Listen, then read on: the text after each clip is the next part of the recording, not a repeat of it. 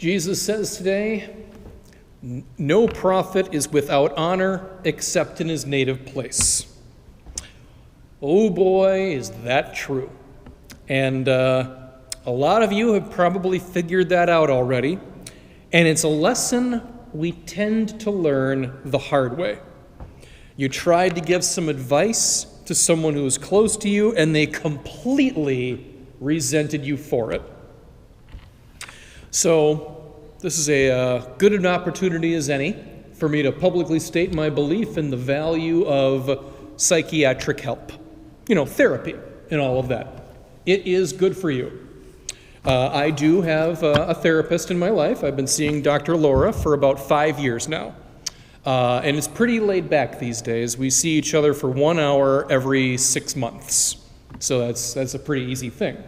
But back when I first sought her out, back when I really needed her, we met every other week for several months straight. On the other end of the spectrum, I have a friend that actively does not believe in the value of therapy. They don't believe that it does any good. They think it's a complete sham. They think anybody with a psychologist's degree is basically a con person. So we're walking along, just chatting about life, and they ask me, "You have a therapist? Does she do anything good? Does she actually do good for you?" Because, they've never gotten anything out of their therapy. And I answered truthfully. I said, these days, not really. These days she's more of a sounding board for a general review of life. Because that's what you get when you're paying for 2 hours a year. But back then, yeah, she helped me get through some stuff that I did not have the strength to deal with on my own. So it's not a complete waste of time. But here's the problem. If someone is pressured into the therapist's office, it is practically doomed to failure. The vast majority of people intensely resent being told that they need help. We're programmed that way somehow. We hate being judged, we hate being analyzed, and when our loved ones push that on us, we tend to react by getting defensive and stubborn, and all that ends up doing is making the root problem even worse. Part of the reason I wanted to talk about this today, of all things, is I actually watched this unfold with a friends group of mine. So there was some drama, and it came and went like drama always does. And after the dust had settled, the consequences were laid out and all of that. One guy who felt a little more judged and misunderstood than the rest, he decided to send a rather lengthy email to the entire group. Always a risky strategy. So I read this thing, and it was okay.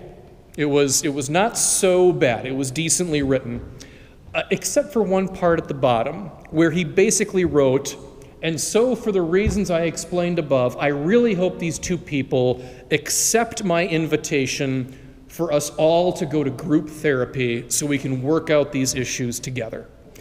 And as I read that, I just cringed to myself. It was painful to read that. No chance. There is no chance any reasonable person would agree to that. Not under those circumstances. A person will only gain from professional help if they personally believe that there is something to gain, and that if they personally believe that the time is right. If that's not the case, you're just banging your head against the wall. So to return to the gospel for a minute, Jesus basically says that no prophet is respected in his hometown.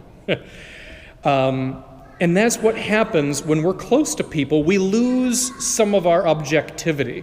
Relationships do that. It's actually one of the few drawbacks to being close to people in your life.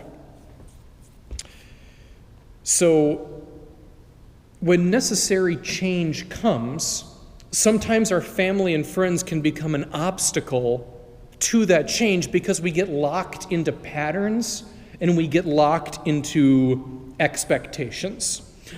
There are a few things in life, a few truths we need to hear where it's best that we hear it from a professional or a true neutral third party.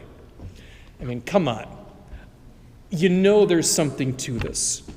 How many times have you ignored the good advice of your parents just because they were your parents? Or how many of you were in a terrible, destructive, long-term relationship? If you were in one of those relationships, I'm willing to bet that at some point your family or close friends try to talk you out of that relationship. You got to break up with them. They're bad for you. Get out of there, man. But you decided to stick with it. And you were going to make that relationship work, if only to prove to everybody else that you could do it. And then this person treats you like slime for another 6 months, breaks up with you over email, and steals your dog while you're at work. Let's assume that's a hypothetical situation. So details aside, we have all had a hard time taking advice from people who are close to us. When loved ones genuinely need our help and advice, we need to approach that conversation very differently. It can be done. I am not saying it's impossible, but we need to be cautious and we need to choose our words very carefully, because when we're close to people, that can muddy the waters a little bit. And the main takeaway to this gospel is that relationships change everything. And having a relationship is almost always better than not having a relationship. But our familiarity with each other can cloud our judgment. It can deafen us to the good advice that we have to offer one another, and like the people in the gospel, it can blind us to Christ standing right in front of us. Let's be sure not to fall into that trap and know wisdom when we hear it, and know salvation when we see it.